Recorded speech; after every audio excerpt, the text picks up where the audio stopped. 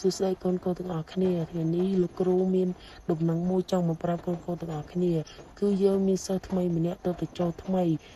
เนียงบ้านโตสลายหมกเรียนในสลายนี่จังติดนิ่งนานหมกดอเลย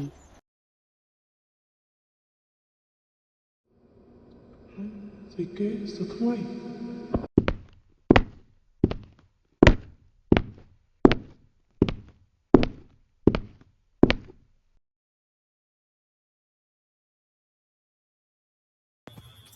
សួស្តីអ្នកទាំងអស់គ្នាខ្ញុំឈ្មោះម៉ៃខ្ញុំជាសិស្សថ្មីដែលបានប្រូសាលាមកចឹងខ្ញុំសូមស្គាល់ផងអ្នកទាំងអស់គ្នា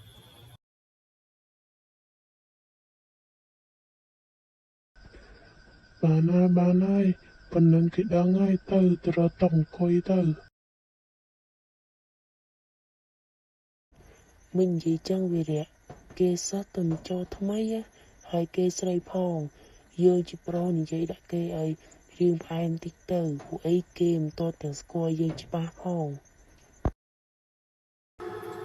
បែបនេះមិនចេះគាត់តែយើងណែនាំឈ្មោះសោះខុសដែរ